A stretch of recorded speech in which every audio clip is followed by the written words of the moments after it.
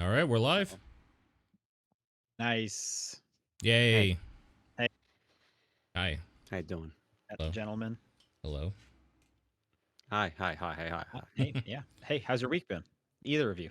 Both of you. Long. It's been a long week. Long. Yeah. What's going on up there? Tired. A lot. A lot of stuff going on.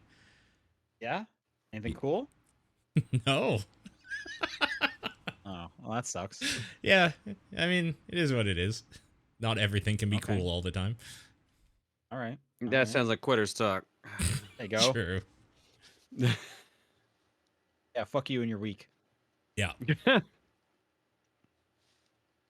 Anything Yeah, up with you, nothing. John? Not really, no. Nope. Other than getting my ass kicked by VR boxing, no. Still going at it? Well, I took a break for a bit because I felt like absolute dog shit for like a week. Because turns out my body's not in shape, and it's very not in Okay. shape. Right. But I did it again today, and I feel much better than I did last time I did it, which means Nice. I'm going to feel like dog shit for the next 3 days. Nah, you'll get used to it. But good job getting back on the horse, just like Batman. Yep. Batman famous for riding horses. It's true. I'm sure he's ridden a horse. He has. He's definitely ridden a horse. He's definitely ridden a horse. Yeah. Yeah. I saw Captain America. That movie's bad. Oh. Yeah, that seems to be the consensus among people that have gone to it, so it's a shame. Yeah. Yeah. It looks bad. The plot's pretty bad. Yeah. The dialogue's pretty bad. The trend continues, I suppose. I'll say the fight choreography was cool. Okay. Because now that it, because it's like Falcon, Captain America, he has like the wing stuff. So they do some cool stuff like with that. aerial stuff or whatever, big flips and stuff. But even like Red Hulk looks bad. Like when that happens, it almost looks like a cartoon kind of just started. Like he doesn't look like he's actually there. Gotcha. That sucks. So that was a bummer. Yeah. But I guess I kind of knew that going into it. Yeah. So expecting it a little bit. Yeah, exactly. Yeah, the reviews have been pretty bad. Great, so though. Yeah. I was actually looking forward to this, so yeah. I don't know. Well, I hope you like it. Did you watch? It sounds, but I will not. I'm trying to think. And you know what? It's weird. The movies that the movies and shows that you should see before it are like the weirdest collection of stuff because it's Eternals. Yep. It's Falcon and Winter Soldier. Yep. Yeah. And it's I guess it's like the first MCU Hulk movie. Yeah. The one Hulk movie from like 17 years ago, which is literally the second MCU movie of the whole thing. The one that Paramount I heard a bunch owns. of people saying that this is basically should have been a Hulk movie.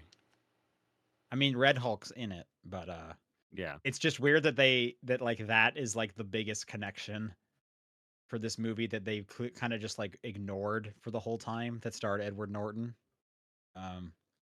Yeah, it's a weird movie. It's a weird movie for sure.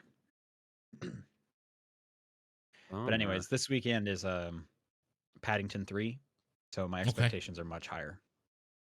Okay. Yeah, sure. Also, there's a theater nearby me that is doing a David Lynch weekend. Ooh, okay. Yeah, now we're talking. See Blue Velvet. Have you seen it before? Are you a big Lynch fan? I haven't seen it before. Oh. I'm a Lynch fan, but I haven't seen Blue Velvet, so I'm going to go see it in the theater this weekend. Nice. Awesome. So that's exciting. Yeah. Enjoy myself some Kyle MacLachlan. So. Yeah, sure. Yep. All right. Well, why don't we do a podcast about video games then, since we've talked about all the movies. I guess so. Sure. Yeah. If you want. Top Down Perspective, February 20th. I'm Sean Booker. I'm Paul Fleck. I'm John Wheeler. Right. We're going to talk about what we've been playing. Who wants to go first? I will. Yeah, you go. Do it. Finish Spirit Tracks. Okay. That doesn't sound positive. You sound sad. Not only did you sound sad about going first, but you sounded sad about finishing Spirit Tracks. I'm sorry. For the record, I just woke up from a nap. That's why we're starting late, because I woke up just as we were getting started. So it's no indication of the quality of the games. No, the game wasn't great. So it was. Okay. There's actually some good parts to it. The problem is like I hate the control scheme. Genuinely all the Yeah. good shit's ruined by the control scheme. Sure. Okay. Yeah. It tries to do too much, and as a result, it's kind of a mess because of it. Let me ask you this: Yeah. is this your least favorite Zelda game?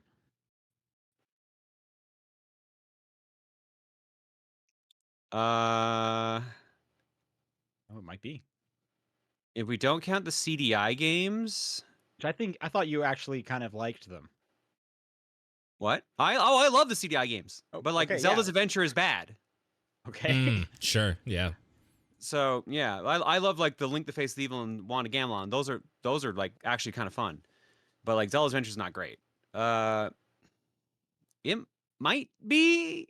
Wow. I- All right. I just can't think of like the only other game I don't really like that much is Zelda 1, and that's just kind of because it's first game syndrome. Yeah. Okay. But I don't know if I would Sure. rank that lower than Spirit Tracks because like Spirit Tracks has a lot of charm in it and stuff like that. There's definitely things about the game I like, but just like there's just parts I'm just like, why? Do you Why? like Zelda 2 more than Zelda 1? I think I've come around on that. I think I do now. Yeah. I'm definitely. Oh, I know a you Zelda. really like Zelda 2. I love Zelda too. Yeah. Yeah. There's a weird Well, charm to Zelda 2. The problem with Zelda 2 well, let- is that even back then it felt kind of old, like the way it controls and stuff. But like, I like the side-scrolling parts. I like the overworld stuff. Like, I like everything about how it is, except for actually playing it. Sometimes it's hard. Yeah, the walk to the final dungeon is one of the worst things in that game in Zelda 2. Is that the Death Mountain stuff or whatever? Yeah. Yeah, it's real bad. That's true. The lizard people are horrible. Spirit Tracks has like this really long sequence at the end, and they want you to like you have to do like so many things in a row just to finish the game for like because you find the final area and then people were telling like, yeah, you still got 45 minutes left, but there's no dungeon. I'm like, what? I don't So remember I- this at all. So Huh. Yeah, no. So like you play Pac-Man, and then you have a escort mission boss fight, then you have a protect the escort boss fight, then you have an actual boss fight, Jesus. and then you a have lot, a music of the game is interlude, escort mission though, isn't it? and then you have. Like it's, I mean, well, no, because like so. Zelda at certain points in Spirit Tracks gets it inside of like a body of armor Yeah. and can move around and it can help. okay. But then that's what you have to do during one of the boss fight phases, or I guess one part of it. And I missed the train fight earlier. I forgot about that. You have to guide her up to get to the big bad, but she can get possessed and like attack you instead. So you have to your job is to make sure she doesn't get possessed. So it's a little bit of a messy situation, but like that just keeps going and going. But like there's cool things about it. But at one point, Zelda's like, protect my body so I can charge up this attack. And the boss keeps attacking. Like, you have to bounce these projectiles back. But sometimes, because you're doing touchscreen controls to slash, you might roll instead. And as a result, not slash. And then you have to do the entire thing over and over and over. That's again. awful. That's horrible. Yeah. Yeah, okay. no, we were on that phase of the boss fight for a little too long. Mm-hmm. Let me move the question to Paul. What's your least favorite Zelda? That is a good question. I was also trying to think about it myself, and I think it's gonna probably end up being one of the older ones, but also just because of like old game syndrome. Yeah. It might be Zelda 2 because I find that game like impenetrable. That's fair. Yeah. But in terms of like modern ones, I really don't like Echoes of Wisdom. I mean, that's also fair. Oh, yeah. I forgot that was a Zelda game. Literally a Zelda game, in fact. It's arguably one of the most Zelda games. It's arguably the only Zelda game, specifically. Yeah. Least favorite. It might be that, just because it's so different, right? So it's kind of not the thing that I want from like a Legend of Zelda game in general. And it was fine, so it might be that. All right. So John, you finished Spirit Tracks. What's the next? We haven't figured it out yet. So the way we've been doing game clearing is we've been doing this kind of like mini game each month. And this month's mini game is I have this bank full of change and people need to figure out how much money's in it.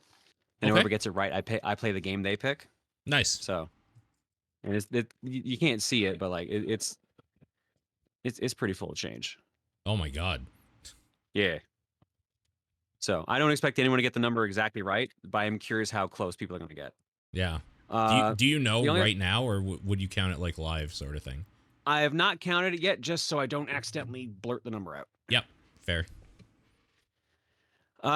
We did also finish Harvey Birdman, the Wii game. Okay. Okay. So we finished that yesterday as well. I forgot how chaotic that entire IP is.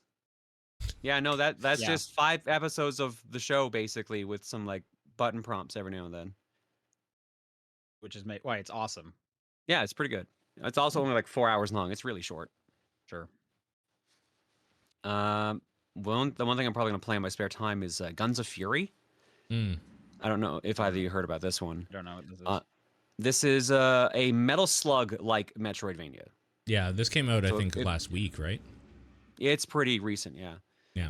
So you play as a soldier, generic soldier, whatever, and your equipment you pick up are just different types of guns. They have different reload speed or fire speeds and damage speeds and stuff like that. You have ammo, which is your MP this time around, and stuff like that. It's I played it last cookie, I think it was, and I was actually having a great time with it. So Nice. But apparently it's like 20 hours long or something crazy. Holy crap. Weird. That's what someone told me last stream. Huh. Okay. Let me see here. Okay, no, that's completionist to 21 hours. Main story is just 4. Main and extra 7. Or that's so different. Yeah. That's so different. Yeah, it said main 4, main and extra 7, completion is 21. Okay. Are there like different I'm wondering what characters that you have to play through? completionist must be getting every gun. That's got to be Yeah, what it is. yeah. Every item drop. Uh-huh. Yeah. Weird. Otherwise, that's basically it. Okay. Nice. How about you, Paul? Just a shout out first of all to Castle Crashers. Played through that this weekend with 3 buddies. That's fun. Okay. That's still a fun game. Did the new DLC come out? Not yet, no. And No, not yet. Oh, Okay. yeah, that's what I was confused about too. yeah, I think that's this summer sometime. And Like the painter or whatever. It's just a new character, right? well, the big thing is that they're adding Steam Workshop functionality, which means you can upload your own night to the game or whatever. And do, Oh, so it's going to be a mess. Okay. yes, very much I so. think it's crazy that they never made a sequel. It is a little weird. Yeah, I agree. Does Behemoth even do sequels? No, I mean maybe that's why they I don't didn't. know. Yeah, No. I don't know. I feel like they do like maybe the money is just doing fine for Behemoth, and they're just going to keep that in their back pocket. That if anything like dips low and they're in like emergency situation, they know that they could just do Castle Crashers 2 to save the company if they needed it. Well, what's the last thing they did other than like the re-release of Alien Hominid? I think that was the most recent Yeah. one, but I mean they've Isn't it- done Pit People, they've been Yeah. doing stuff. I can't remember. I what kind of they fell were. off at Battle Block Theater because I hated that game. Battle Block. That's right. You didn't like Battle Block? I hate it. No, I can't stand it. Wow. Yeah. Okay. Pit People or whatever seemed like it would be cool, but it was just not my thing, so I didn't really bother with it. Fair enough. I didn't wait. Pit People is like the grid one, right? I think Yeah, so. that's the tactics like The game. tactics Like one. the strategy one. Yeah, I wasn't that into that one. Hmm. It looks like maybe that's That's the last thing, maybe. unfortunately their games are not like organized very well, but so Alien Hominid Invasion I think Which was I their think is most that's I'm recent. pretty sure that's the re-release of Alien Hominid. Well, Mhm. because they also did Alien Hominid HD. What the fuck is Invasion? And then there is something here just called Behemoth, which I actually think I remember them saying that they had announced something recently, but I guess it doesn't have a name. Okay. Oh no, wait, this just says Behemoth October 31st, 2024. You can buy this on Steam. Did they just put out a game called Behemoth? It's $5. Probably apparently it's a endless runner. Oh wait, bullet hell Yeah, is one it of looks- the tags. Weird. Okay.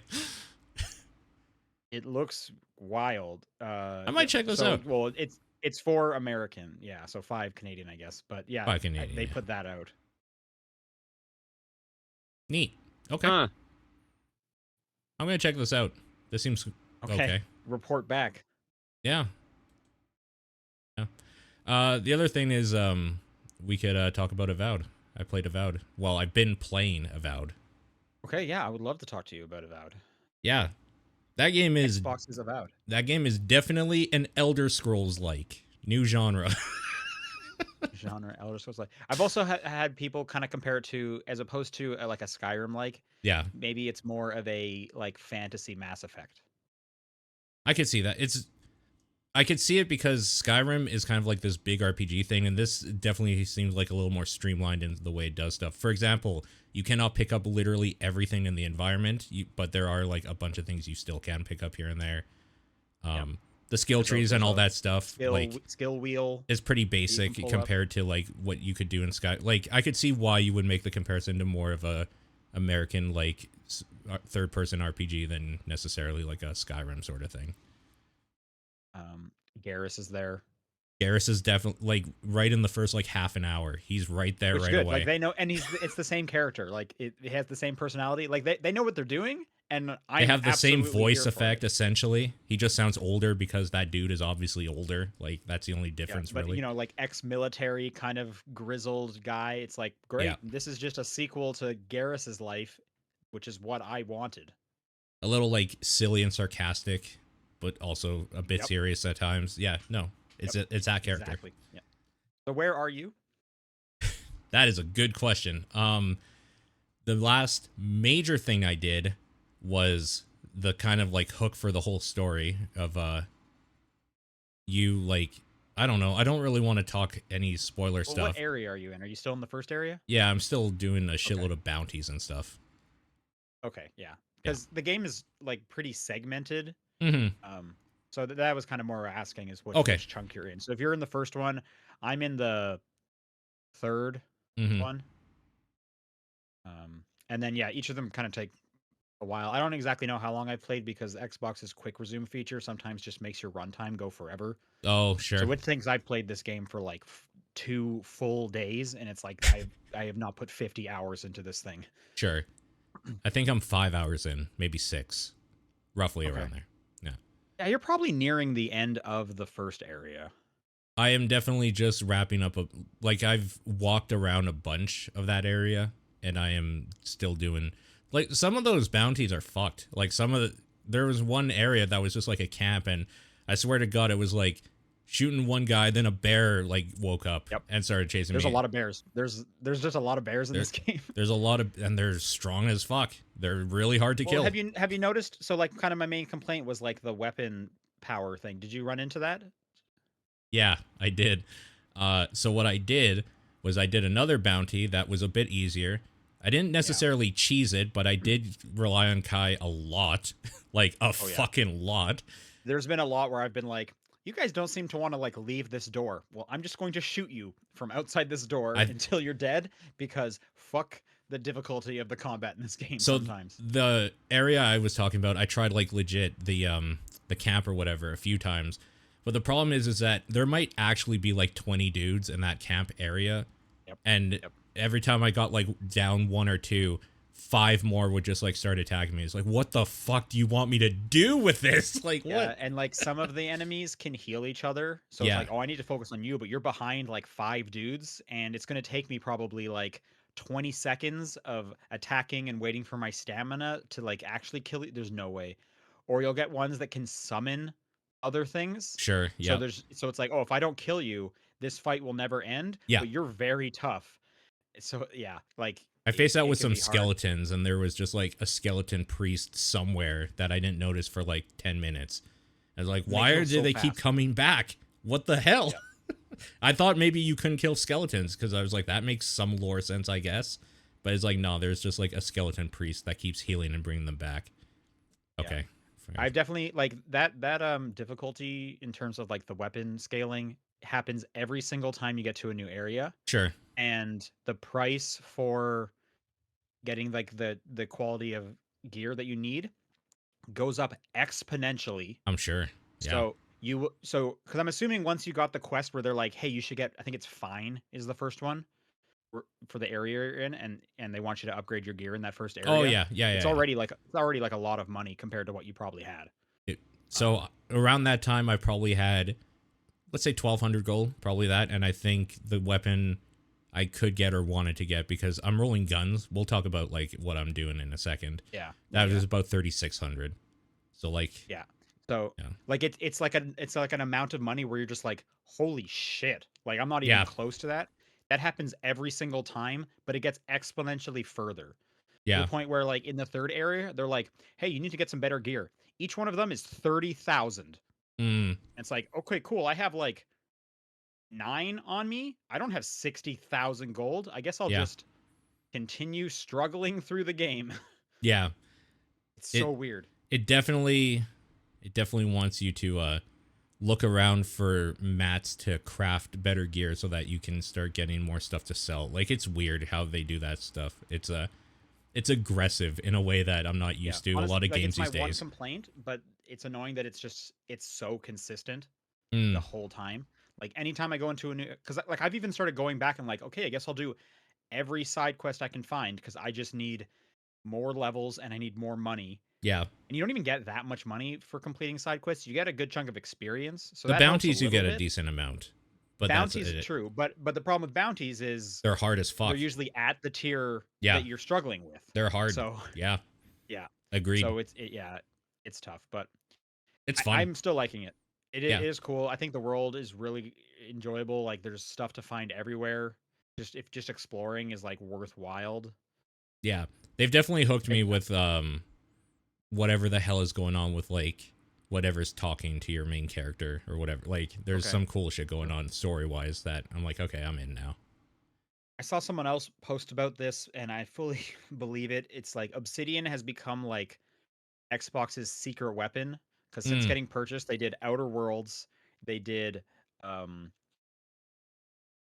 the 2D visual novel that was like manuscript page. What was that one called? Parchment or something like that. Nope. no, what was that called? That was one of like your top games of that year too, or an It might have honorable been. mention. It was It one of the. was. Oh my, Anyways, they did that Pentiment. one. That one. Pentiment. Thank you. Yeah, You were close with the P. yeah, Damn No. it! I was so Um, close to so, Parchment. yeah, yeah. So Outer Worlds, Pentiment, now this, and they have Outer Worlds 2 coming, and it's just like you guys are just putting out like banger after banger, yeah. and I feel like not enough people are like shouting Obsidian like as loud as they possibly can. Yeah. I mean, they do have a following. I mean, this game is based in the Pillars of Eternity world, which had a very strong CRPG fan following for a while because they were kind of the only ones doing it before Baldur's Gate just destroyed that shit and made that popular again. Oh, So, and just point out in the chat, they also have Grounded, which has just been like And Grounded. continuously doing well. for That them. was them. yeah. Oh, okay. Yep. No, they've been killing it It's an for sure. absolute like powerhouse of a studio for the last like 6 years or whatever it's been.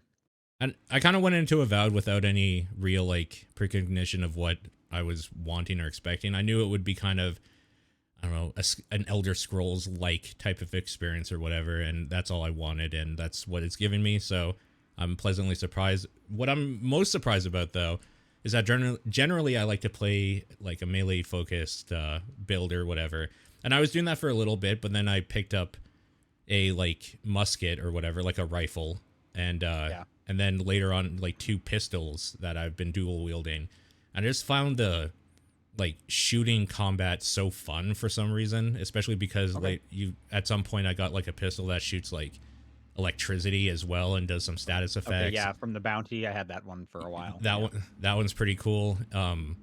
And maybe most importantly, I want that bear companion so bad. Like as soon as I saw that, I'm like, oh, I guess I'm a ranger now. All right, let's go. Okay, It's so far that is away, cool. but damn. I got a like an accessory, a trinket or whatever it is that Mhm. lets me summon like a ghost to fight with me. That's pretty cool. Yeah. So as soon as a thing starts, I just summon this ghost, and he's on a cooldown. But still, like I need all the help I can get with the combat. But I'm running a similar build. I have Oh, like okay. a mace and a shield. Oh yeah. It's Yeah. my Okay. first one, and then because I feel like you like need a shield. Like some of these people hit so hard. The And then dodge is second really one good is- though. True, the dodge is good. Yep, yep. And then the second loadout is whatever gun I have. I wish I had done more with the magic because everyone who's doing magic seems like they're having so much fun. But I've just spent so much time and stuff not focusing on magic that I would have to spend a lot of money to respec, and I need all the money I can get to get a better mace. I have toyed around with kind of like a little bit with everything that you can at the beginning. I still have a wand and grimoire to do some magic stuff because there are just like some interactions like burning away spider webs again to some spot, which Kai can do for you as well. But like there's also parts where they expect you to like freeze the water to make a little platform that you can jump and grab onto a ledge from or whatever. The magic in that game is kind of incredible. It's basically just like your normal attack is a gun essentially, like you're just shooting with your wand. But Yeah. if you were playing a shooter and you like right click to like bring your crosshairs up or something, the magic equivalent is you basically open your grimoire and you can choose like a bunch of different spells to cast, and they're like all dope as hell. Like they're very cool. Yeah, magic in that game is awesome in a way that Cool. I wish I cared more about magic just in general, because I think I would have a lot of fun with it in this game. But even with my little like gun totem build or whatever that I'm doing, I still have a wand at all times because it's just fun to play with. Nice. Yeah, that game's cool. I wasn't expecting a whole lot, and it blew me away so far. Like I really enjoy a lot of that stuff. Definitely difficult though. Great. Yeah. Yeah, I'm enjoying it quite a bit. I'm gonna keep going with it for sure. I think there's 4 areas, or there might be 4 plus an end area. Mm. So I'm a little over halfway to finishing the game. I do have a question for you. Do you get more companions at some point? I'm assuming. Like other than Kai. Yeah, you don't even have the second one? No. Oh, you can get the second one pretty quick. Mm. So if I were you, I would do some more of the like, because like the first main quest is figuring out who murdered you, right? Yes. Yeah, you should do that because like 2 steps into that one, you get another companion, and that'll help with the combat. Sure. For where you're at. So you might want to do that for a little bit, then go back to doing your side stuff. I think I have them all. There's 4. Okay. I'm not sure if there's more than that, but in terms of like when you go to like the abilities and go to companions, I think there's 4 slots, and then you can have 2 with you at a time. Gotcha. Okay. Like it's pretty obvious that they're doing the Dragon Age thing of you can go to camp and talk to like your party sort of thing, but right now I only have Kai. But it's pretty cool that like I talked to Kai and he's like, hey, your form looked cool. You want to train together? And then it's just like, yeah, I want to train to like hit as hard as you or do something else. And it basically just gives you like a dope ass stat boost for free. Like shit like that's awesome. I love that. I think you'll like the second character too. Okay. And so yeah, I won't get into like what their deal is, but you can get them pretty quick, so you should prioritize that before anything else right now. Yeah, I'm just trotting around doing whatever quest I comes by and seeing how yeah, but you're missing out on like because like Kai and the other people, they'll like talk to each other while you're doing stuff, and like so you're missing out on all this cool dialogue. Well, I'll get it eventually. I'm not really missing anything. It's just taking a while. It's just delaying it. That's just all. delaying. Yeah, I know they'll also comment on like quests you're doing though, so I wonder if you're gonna miss that stuff. I don't know though. Interesting. Almost like the what is it, the Prothean or whatever. Yeah, I mean, there's nothing as cool as that one, but I just know a lot of the times when you go back to a camp, they'll like want to talk about like major or like major story stuff, side quest stuff. Yeah, so I'm just wondering if you're gonna miss out on that stuff if you do it before you get this person. Yeah. That's a cool game. People should check that out. That's out on Game Pass. They should, absolutely. And that's it for you? That's it. Okay, I'm gonna talk about some more Game Pass. I jumped into Citizen Sleeper 2. Oh, yeah. Okay. I'm a huge fan of that first game. Great. Yo, this is just as good. Like, I am so in it. I love it. So for anyone who doesn't know what Citizen Sleeper is, it's basically a visual novel that has a bunch of like dice mechanics involved. So while you're like attempting to do things on your day-to-day, you're plugging in dice to see like there's like kind of quote unquote skill checks for you to like pass all these scenarios and whatnot. And they can be things as small as like getting more equipment, getting more like gear and stuff, or just kind of passing time. But then on like missions and whatnot, they can be things like, hey, we need to like break into this, or we need to like hack this door open. And like the better you do on your rolls, the faster you can get in there because using up time is kind of always the enemy of these games for you. There's always something headed your way, or you need to like wait for something, blah blah blah. And the faster you can do things, the faster you'll get access to more areas and whatnot. Mm. Um, so Citizen Sleeper 2 is just like the first one. And for those who kind of just want like a background on what this world is, so you're a sleeper, which is you're a copy of somebody's like mind put into a robot. But and just like the first game though, you have kind of like separated yourself from the system and now you're on the run. And the reason they put people's minds into other robots is to like force them into like manual labor and kind of use them as like increasing the workforce or whatever, while this other person is off doing whatever they want. But you escape, and that happens again with this one as well. And in the first one was pretty rough for the first couple hours because your body was constantly decaying. Mm. So one of the timers you had to race against was being able to afford whatever the like MacGuffin was that kind of like fully heals you, and you had to kind of do that on a certain basis. But when you started that game, you had very little resources, so it was hard. And those dice checks, they'll get harder as well. Again, I'm still talking about the first game. If your like hunger goes down, which is this is not a survival game. Let me just put that out there because Right. I'm not into survival games. But there is like a hunger meter, and then every time you start a day, based on how much energy, which is your hunger, you have, will impact how high of the dice you have to use. Like you get to re-roll all your dice at the beginning of each day, and if you have full energy, you'll get a lot of like fives and sixes, which will be like really good when you're doing these like skill checks.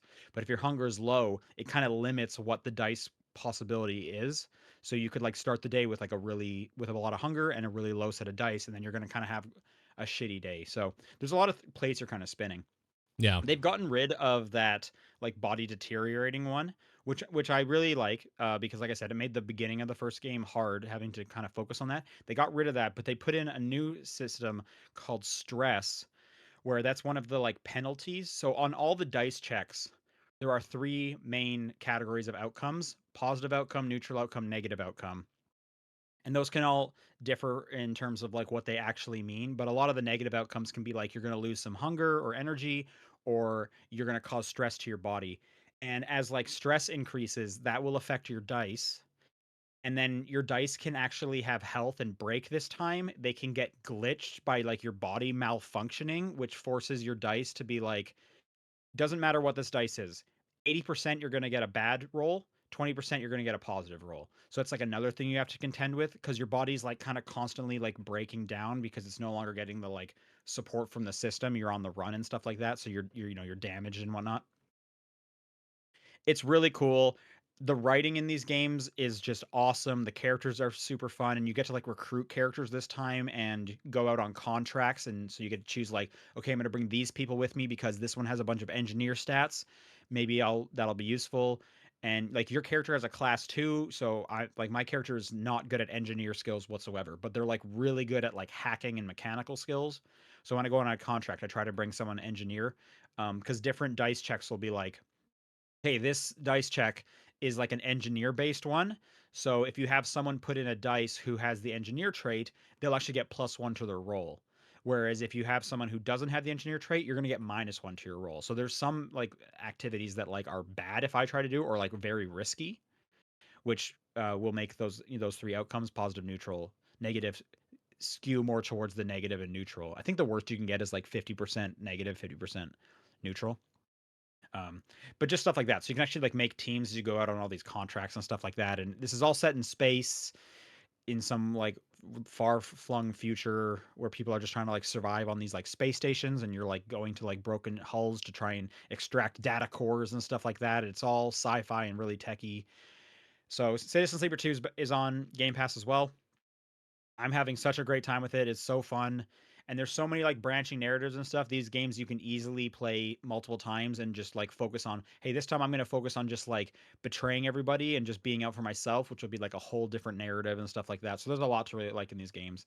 Um, if you're a visual novel fan, or even if you're kind of just like a dice based tabletop RPG fan, you'll probably get some stuff from here. So I would recommend checking this out. And I would even recommend just start with Citizen Sleeper 2, because I think the onboarding ramp is a little bit smoother than Citizen Sleeper 1 is. Citizen Sleeper 1 is Sure. a bit punishing at the beginning. There is a lot of mechanics to kind of wrap your head around. That's going to be the case for either of them. I do Yeah. think 2 is just a bit of an easier entry point, and they're not connected in any way. You're a completely different character. Nothing overlaps, so there's no. It's like Final Fantasy. There's no need to play the first one to get anything out of the second one. Sure. I'm also not even sure if Citizen Sleeper 1 is still on Game Pass. I would assume it is, but also at this point, it's probably pretty discounted. But so I would recommend doing 2, and if you play through it and love it, then go back to 1, Yeah. and then you just have a bunch of Citizen Sleeper. So Yeah. The story in 1's awesome. So I'm assuming. did you play it?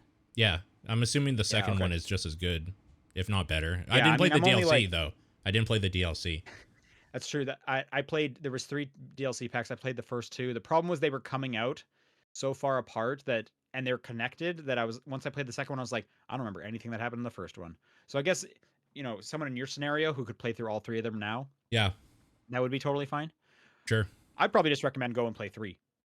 Sorry, 2. 2. Just play 2. Just go into a I whole mean, it's new on Game Citizen Pass. Sleeper. It's Whole new right one there. That was impressive. Yeah. Only one. Yeah. So, but yeah, for the record, this was on my top 10 list when that first game came out. So I'm a big fan, and I think people would like it.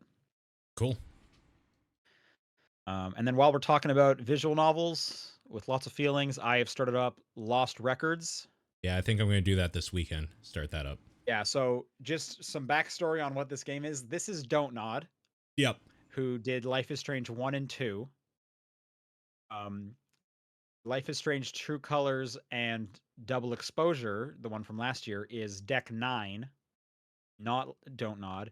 And in fact, I'm pretty sure Don't Nod doesn't even have the IP rights to Life is Strange. That's with Square Enix. Yeah. So they're pretty yeah. much done with Life is Strange. However, this is Life is Strange. Yeah. It looks It's the same cool. kind of mechanics. You're like a young teenage girl, although this is kind of like a 2 storylines. I guess technically you are like an adult at this point, kind of having flashbacks of when you were a teenager. Something happened to this girl. Her name is Swan, with her 3 teen girlfriends. Back when, in the past, and you're kind of figuring out some kind of event happened, and then in the modern day they're like reminiscing together because it's like, hey, this thing's coming back to like haunt us, or we need to talk about what happened back then. And so you're kind of figuring out like what happened, how's it affecting them now, blah blah blah. Much like Life is Strange, it is an episodic one. However, this is only split into 2 as opposed to the typical like 5, and they're doing a bit of a different release schedule for it. Part 1 is out this week. Part 2 comes out in April, so in 2 months, or like 2 months from now. Cool. So I'm like maybe 3 or 4 hours into this first part. I don't know exactly how long the parts are. I don't know how much there is to this one. But I am liking it. If you like Life is Strange, this is kind of more of that. And then, so the most recent one was Life is Strange Double Exposure from last year, which at least for me, and I feel like for a lot of people, these games were kind of getting like confused about which one was which. Mm-hmm. And I have to talk about how similar these are because the coincidences are just too much. Okay. First off, the color scheme for both of them is like red and purple and like pinks. Both of them, like the art of the games are like is that, which that's Okay. already okay. Yep. Good colors. What's I even like 'em. weirder in Double Exposure, which brings back Max Caulfield, the protagonist from the first Life is Strange. Yep. She's a photographer, and there's a mechanic in the game where you can take photos of things, and then you can double expose it by basically taking like another photo on top of it, and it kind of makes like a ghost image. And that doesn't really have any kind of narrative hook. There's actually like no reason to really do it. It's just every now and then the game's like, you want to double expose this photo, and you can, and then you could like, I don't know, export that if you wanted to post that on social media or something. I don't know. It's just kind of like a filter you can do on photo modes. But then the name Double Exposure also has to deal with like the 2 timelines. But just in terms of like the camera use, you can take a picture. In Lost Records, Swan is really into movies and in fact filming stuff. So a lot of the mechanics are you taking videos of things. Yeah. And using your camera. Makes sense. And it's like, how are both these games so camera focused? Like, what are the chances of that? They just really like cameras. But isn't like how is that not such an insane coincidence that these games that are already confusing because they're very similar like genres and themes, and then also this one is a camera one. Like they both did that at the same time. I'm just like, I'm just trying to like galaxy brain this. I was like, were these teams, did they just like come up with this idea together and then somehow they like split, but they both didn't want to like give up the thing, so they're like, well, we're gonna make our own game with cameras, and it's like, okay, well, so are we. Like, what are the chances of that? It's like I don't when know. it's like when two movies come out like within like a month of each other about Volcano kind of and the same Dante's topic. Peak. Yeah. Yeah. Yeah. Yeah. Or like there was like two Penguin movies a few years ago. I remember that. Like Happy it was Happy Feet Feet and like and March of the Penguins March of the came Penguins out or something. in Yeah. like the same summer, and it's like what are the chances that two Penguin movies come out? Like, you know, it's just the coincidences, man. What's going on? Yeah, in the chat, this is kind of like copy my homework, but don't make it obvious. Maybe I don't even know. Anyway, ants, Bugs Life theme. That's exactly what I'm talking about. Like, Yeah. anyways, this game is cool. Again, I haven't played enough to really talk about it. I will say the beginning is a bit slow, but Mm. these games are kind of known for being slow. They even do the thing that Life is Strange does, where it's like, do you want to just sit here and we'll just like pan across the area while you just like enjoy the Sure. scenery? Like, these people clearly made Life is Strange. So if you're looking for more Life is Strange, there's this one. Okay. And I think it's a good looking one, but if you don't like Life is Strange, you're not going to get anything out of this. Right. It is another one of those. I like those quite a bit, so I'm here for it. But I'll definitely talk about it more once I kind of get to the end of this first half and kind of really see, like, I don't even know kind of what the premise is or like what the big like MacGuffin was or what happened.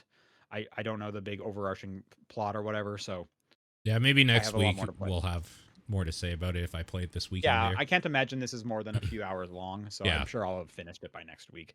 And I Yeah. will just say it is on PlayStation Plus's Yes. game catalog thing. So if you have at least the extra tier, which I think is the middle one, you can download this for free. So that might be Yes. something. That's people why I'm wanna going to do. play it, because I have access to it. So why Oh, you not? do have access? Okay, Yeah. cool. All right, that's what I've been playing. Let's do some Nice. news. Some weird stuff happened this week. I haven't kept up at all. This is all new. Okay, well, let me tell you. Let's start with Yeah, Marvel a lot. Rivals. Oh, no, I do know Um, about the Marvel Rivals thing. This is unfortunate. Okay, I think this one is super odd. So Yeah. if people haven't noticed, the last 2 years, a lot of studios are getting laid off. The developers are getting laid off. And you can usually point to like, well, you know, this game didn't hit sales expectations, so I guess I can at least kind of see like a justification of why they need to cut some like headcount. Um, Marvel Rivals laid off their entire American studio,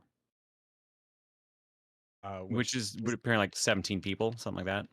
I've been hearing mixed numbers, anywhere between 6 and like 20. I'm not exactly sure. Um, so again, a lot of their developers are based in China, and then this is NetEase, who's the developer, and then they laid off their Seattle-based studio, which still had like I think the creative lead on there. And this first came out from just the creative lead posting on LinkedIn, like, well, my team got laid off. What's crazy is like this was like one of the most profitable games of last year. Like, Yeah. it's one of the very few titles that can come out and be a live service game in the modern age that isn't a Fortnite. Yeah. Like, how this is wild.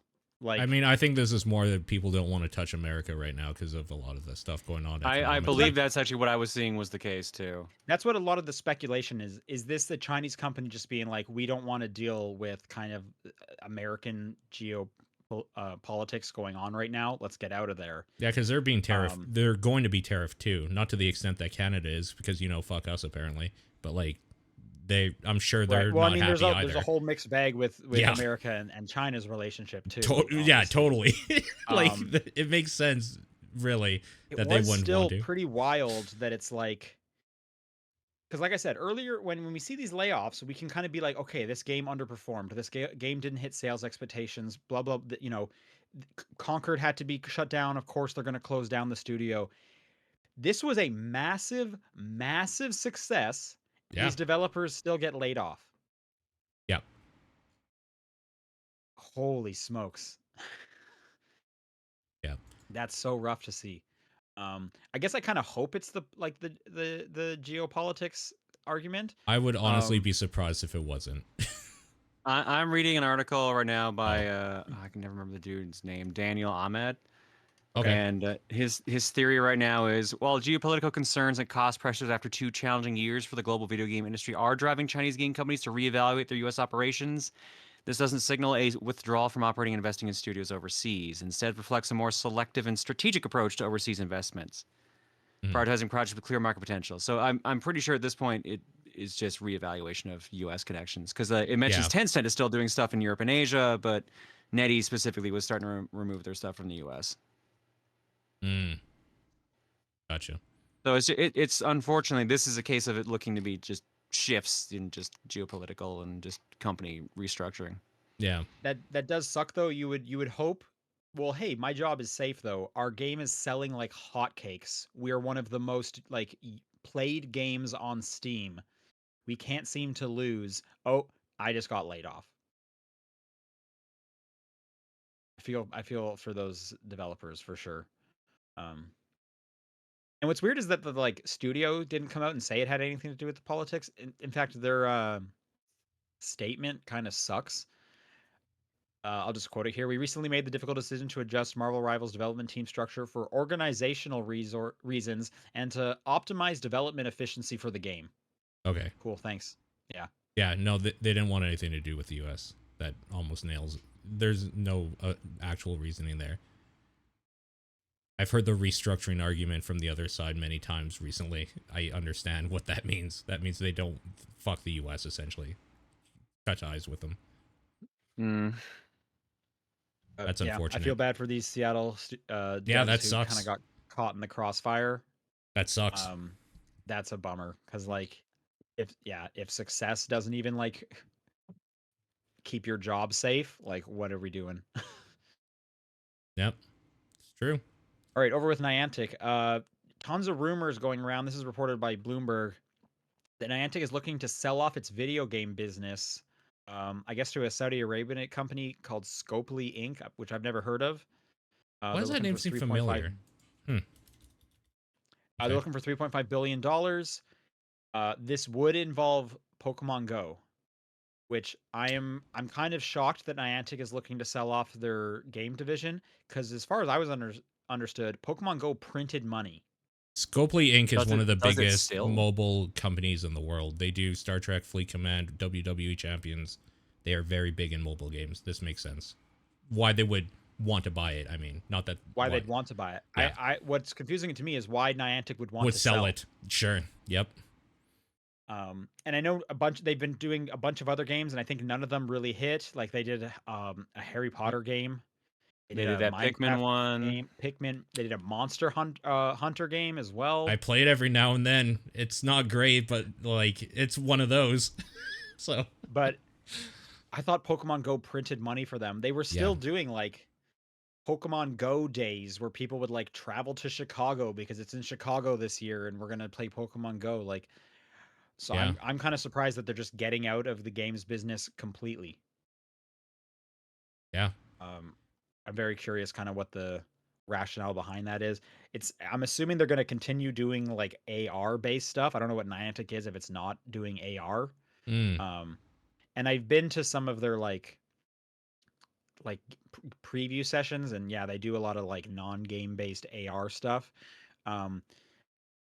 They even had another game of their own IP, which I don't remember. Yeah, it was Ingress was their original one. Yeah, that's the yeah, one. that was but there was a more recent one that they were previewing, and I went to a preview for it, and I was like, okay, yeah, and it was out on a lawn in downtown San Francisco. Anyway, I don't know.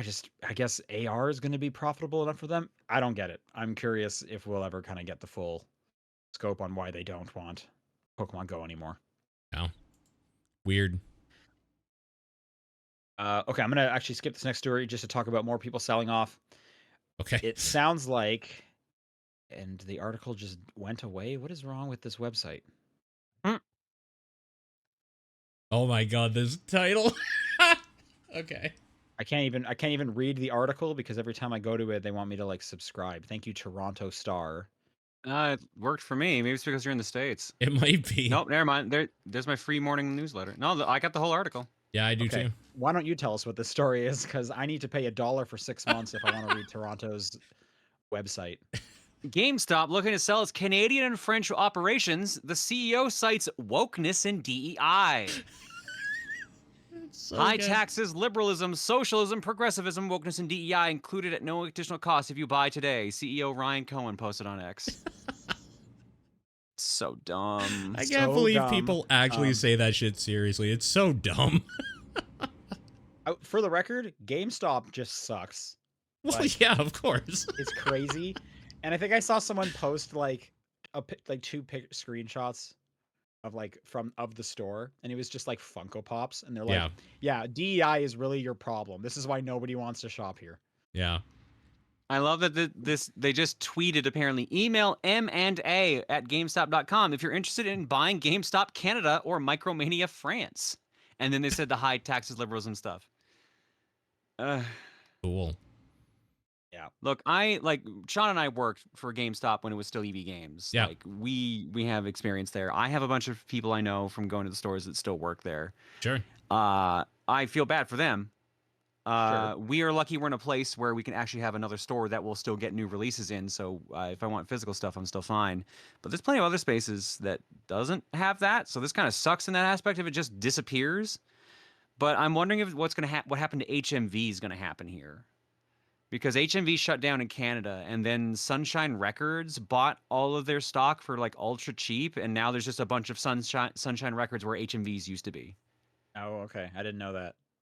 Yeah, so I'm wondering I if do know in that's Europe what's there gonna are happen. still HMV stores. Like I remember Yeah, seeing it's them. specifically the Canada branch shut down, from what I Okay, remember. okay. Yeah, I don't know. To be fair, like when I worked at EB Games, they made a bunch of like insane decisions where I was like, this is Oh yeah, not consumer friendly at all. Yeah. What are you Oh, yeah. doing?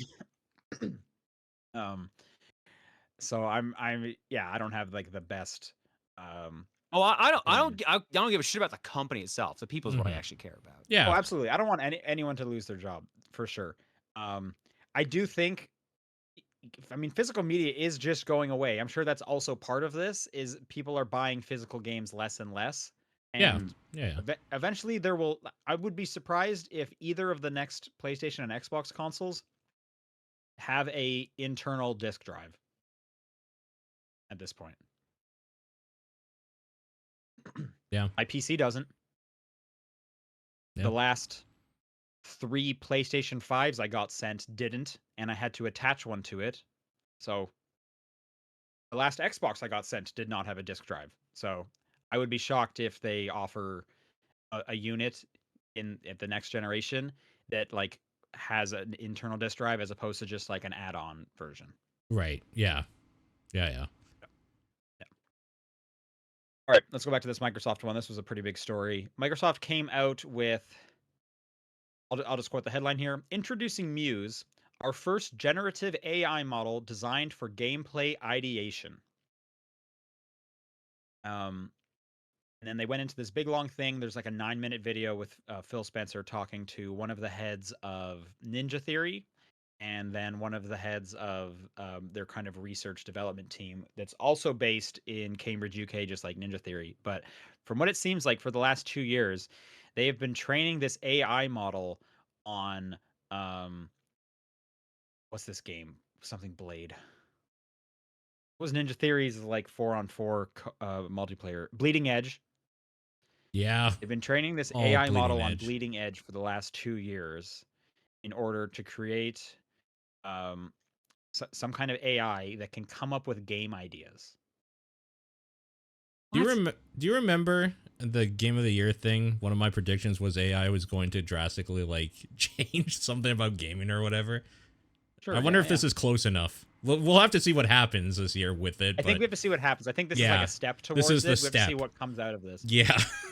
Oh my god. So there's a big long article on kind of like how they were training it and like what it kind of does, and it seems like that they were feeding it like videos and gameplay because they if you like signed their like EULA agreement when you played Bleeding Edge, it would like record you to send back for, you know, data purposes and whatnot. So Mhm. they were feeding it like how players would act millions of times for so that it would eventually kind of do the same thing or be able to like output something that would do something similar to a human. Uh-huh.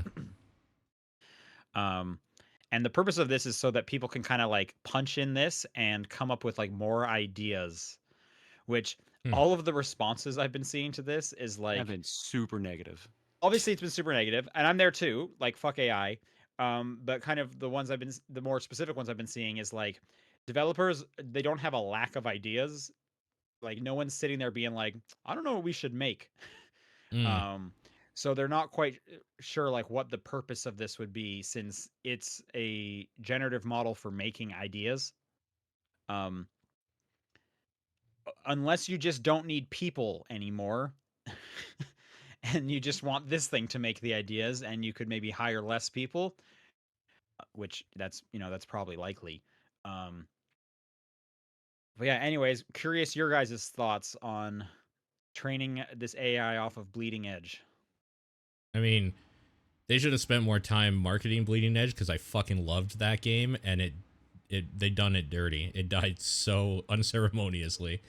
Oh, so sad. But it lives on in this. That's as one of the few games, Sean, you played with us. Like, that's one of the few that we've teamed up in before. That might have been the only time I ever played that game. That and maybe like one other time beforehand or something. Oh, we played the shit out of that game for a while. Oh. Can you still play that game? Is it up? I don't know. I have no idea. It probably is if they're still doing the AI training, right? True. Yeah. Well, this could have just been in-house, right? Like they have all Oh, yeah. the info. They could have just been like, games offline. We don't want to do the servers, but here you go, AI studio. Here's all the data we have for it. Go do your thing. Yeah. Yeah. The program. What was the full name? Because the acronym. This is the first World and Human Action Model, or WHAM. The Wham. Yeah. Wham. The It WHAM, sounds like a which parody. we've named Muse, is a generative AI model of a video game that can generate game visuals, controller actions, or both. Right. I'm sure this is going to take some people's jobs, Yeah, Oh, yeah. Probably. unfortunately. Yep, probably. Right, last news story, and this is a better, feels a feel good one. New Tony Hawk Pro Skater game confirmed by Black Ops 6 Easter egg, of all things, is the headline of this article. Okay, yeah. There's a screenshot here of the Black Ops 6, the Grind MP map, that shows a bunch of skateboard parts, and then in the top right, a date of March 4th. So I had to convert it to American. So I guess that announcement is coming in a couple weeks. Yeah, no, apparently, like, there's been hints for this. I had someone today on Blue Sky that listed them all off for me. Let me quickly So one see of them those. is Tony There was Hawk another thing last literally. week where like a random skater was like, "Oh yeah, I'm in the new one." Yeah, 2 days ago, Tyshawn Jones, another pro skater, was in a podcast saying he was in a new Tony Hawk. Tony Hawk Yesterday, there literally was a said specific- something was coming on another show Yeah, called. yesterday there was a specific rumor that Tony Hawk's Pro Skater 3+4 would be shadow dropped, and then COD today. And Tony replied with like big-eyed emoji to that tweet. So yeah, we're pretty sure that's going to be Tony Hawk's Pro Skater 3 and 4 at this point. Well, so we have a last chance to do a prediction. You think it's 3+4? What do you think? You think it's underground? I think it's 3+4. Paul? I would assume it's 3+4, but just because of how 3+4 was in the works. Tony even said that years Yeah, ago when it got exactly. canceled. So I would think it's 3+4 as well. Is that what you guys want? Yeah, sure. I never played 3 or 4, so like sure. I also have never played either of them. I understand wow. 3 is good. 4, I understand, is not as good, but maybe they could like. It has clean up. Spider-Man. How could it not be good? Okay, wasn't Spider-Man in a lot of them? Yeah, Spider-Man was in sure. 2 at least. 3 had Yeah. Wolverine, I think. I thought 4 had Iron Man, or is that? Am I getting those mixed up? Yeah, I can't remember. 1 had Darth Maul. So like, who the fuck That's knows true. at this point? That's true. Are you talking about Tony Hawk, or are we talking about like Metal Soul Gear Calibur Solid at or this point? something. Yeah. We're talking about Tony Hawk. Okay. Oh yeah, because Soul Calibur, wasn't that Darth Vader and Yoda? Yes, and Star And The Killer. Apprentice. The Apprentice from Force Unleashed. Force Unleashed. Yeah. Yes, thank you. Okay, wasn't his last name Star Killer? I literally Yeah. just said and Star Killer. He just said that. Yeah. Star Killer. Okay, I missed that. Yeah.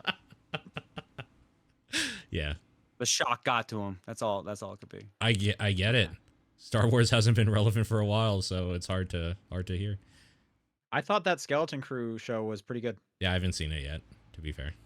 Also, Andor is the best Star Wars thing ever, so I'm looking forward to seeing. Andor is just one of the best TV things ever, to be honest with you. It's so good. I should watch that again before season 2. Yeah, Should definitely do I'll probably do that. All right, that's it for news. Let's do some questions.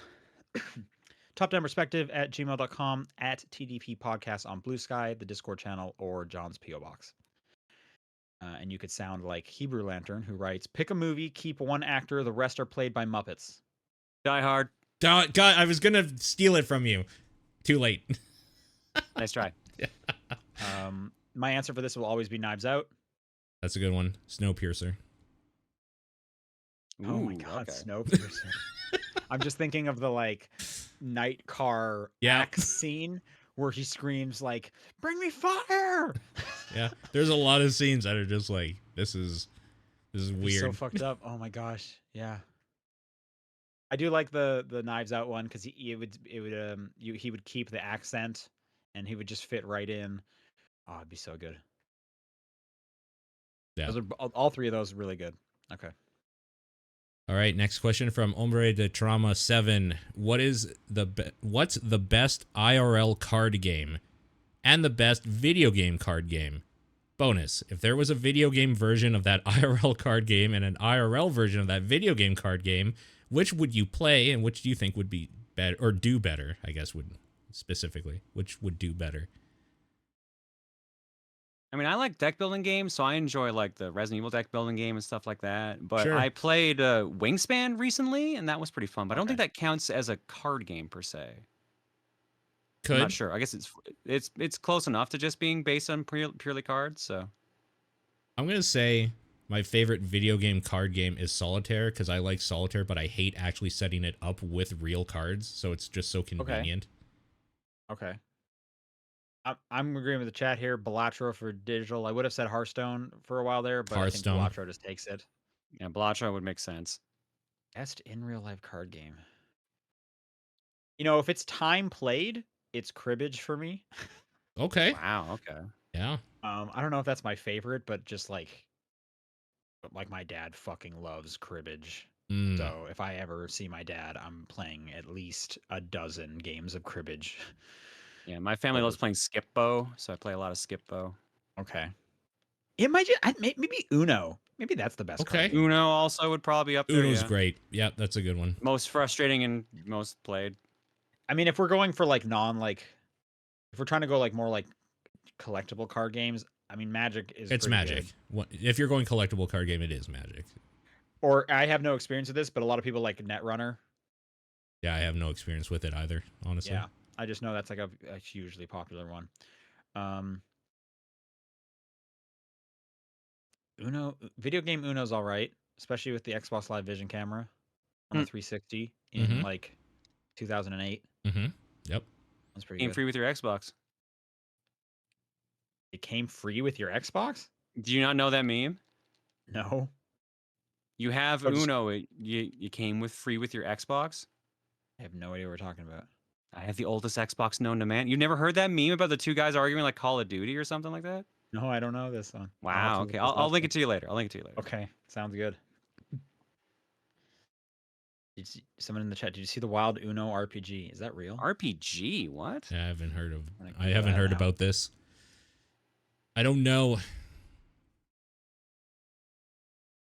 Also, for the bonus part of the question, both of my answers are there is a video game version of the IRL one and an IRL version of the video game one, so those both exist. Yeah. I don't know if you could do a physical version of Balatro. I don't know if that would work. You could, but it would require a lot of nonsense. Yeah, there's just so many like chance elements in there that you would need like a lot of extra cards to deal with. It would be a massive stack of cards. Yeah. It's the same with Hearthstone, even though somebody did create like a real life Hearthstone thing, but it loses like the magic of that game doing it in real life. Yeah, I agree.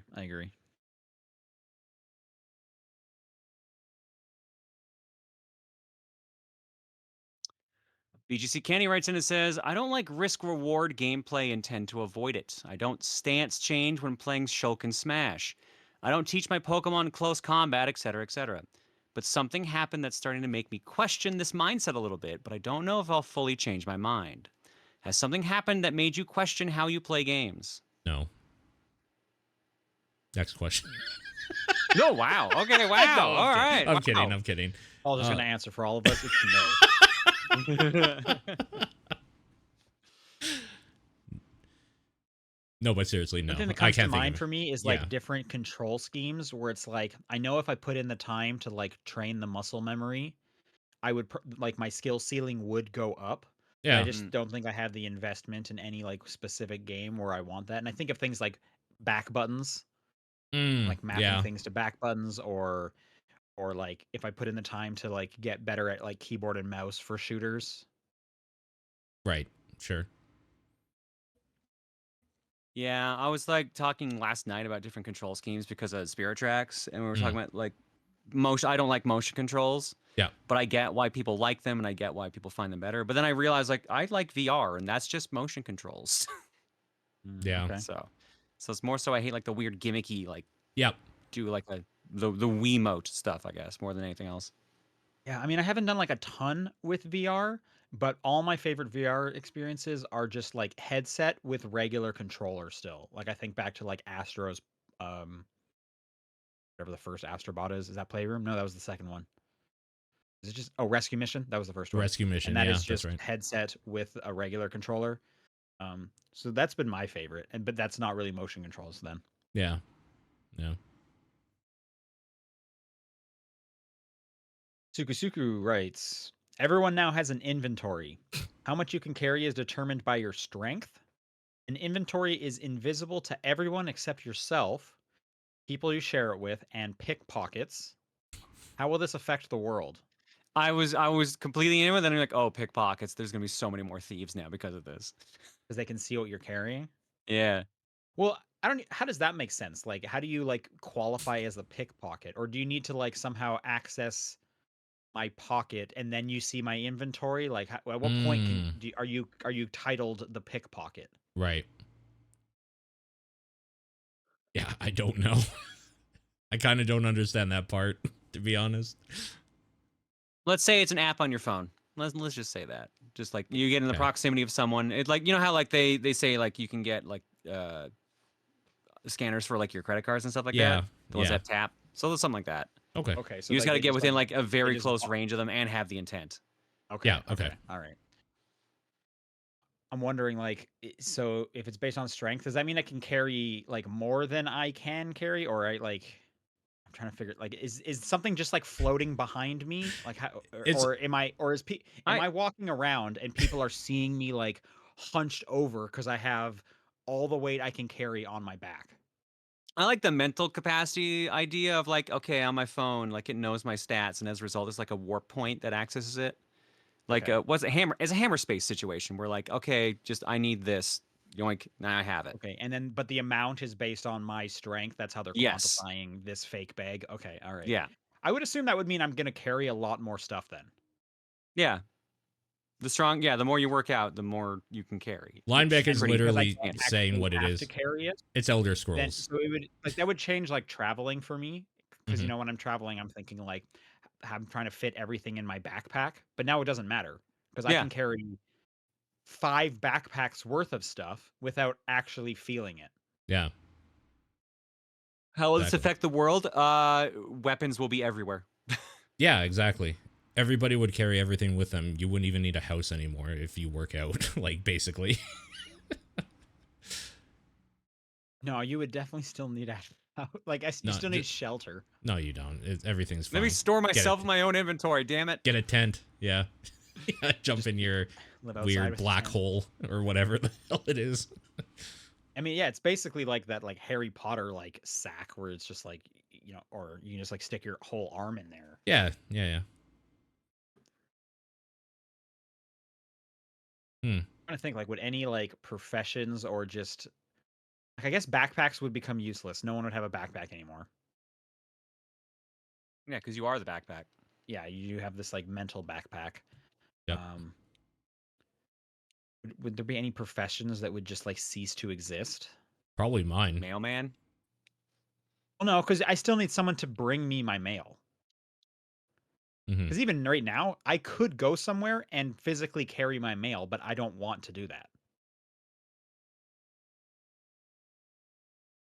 Maybe like delivery trucks, maybe just kind of trucks in general, because we don't need this like the space to carry that much. You could just sit in a car Mhm. with a lot of that equipment ethereally floating. Yeah. I don't know. Phantom Yeah, Aegis people are writes. saying, Oh, sorry. go ahead. I was just reading another luggage one in the airport. Yeah, Yeah, airports would change for sure. yeah. It'd be really weird, really invasive. I Yeah, think. TSA would be weird because people would smuggle a lot of stuff onto planes. Yeah. Oh, yeah. Oh yeah, for sure. It's like I just brought in a horse, like right? Like Yep. Yeah, it's true. Common occurrence. Phantom Aegis writes, what cuisines are hard to find? Good local restaurants in your home country.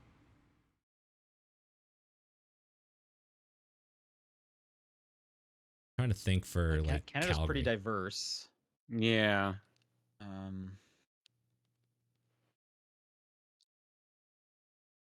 like Hmm. yeah, Calgary is pretty diverse. I don't know. Does anything come to mind for you guys? For me, Newfoundland cuisine, but I mean, like, I'm already Sure. close to enough places that can kind of do that already. What's like a Newfoundland dish? Jig's dinner, What is Jig's dinner? salt beef bucket with like pork, vegetables, and a bunch of other stuff in it. It's served in a bucket. Well, that's the one, like what they call it, like, is Jig's dinner. And let me give you the actual description, Okay. because I didn't like Jig's dinner, but it's what a lot of people like. Yeah, Jig's dinner, also called boiled dinner or cooked dinner, is a traditional meal commonly prepared and eaten on Sundays in Newfoundland. Corned beef and cabbage was the favorite meal of Jig's, the central character of the popular long-running comic strip Bringing Up Father by this artist. Okay. A meal mostly consists of salt beef or salt riblets boiled together with potatoes, carrot, cabbage, turnip, and greens. Peas, pudding, and figgy duff are cooked in pudding bags immersed in the rich broth that the meat and vegetables create. Condiments likely include mustard, pickles, pickled beets, cranberry sauce, butter, and a thin gravy made from the cooking broth. Yep, that sounds about So right. is it a stew? Sounds like a stew. Yeah, it sounds I like it. mean, More like a hot pot like, almost. I think a hot Okay. pot's the better idea because the actual thing doesn't really have that much like liquid in it. Here, I'll post the Oh. picture for you guys in the chat. Okay. There you go. That's a picture Oh of yeah, a Jig's that's dinner okay. right That there. doesn't even.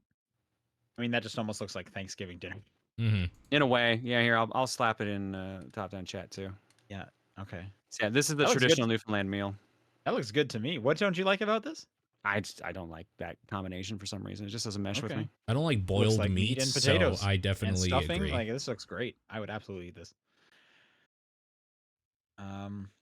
Yeah, I don't know. Like when I think of Europe, Europe doesn't have good Mexican food, and I always try to find a burrito just to be like, "Did you guys figure it out?" And no, they didn't.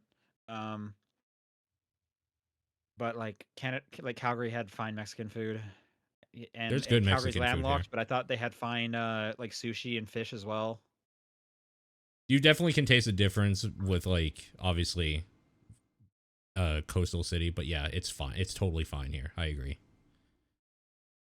Yeah, I don't know. Yeah, I mean, man. we have the benefit of having grown up in like the fourth biggest city, so we just have like access to whatever we needed. Like I I grew up trying different cuisines and stuff, and I never had any issues with a lot of it. I mean, you'll get shitty restaurants of all types anywhere you go, but like there's good versions of all that stuff here too.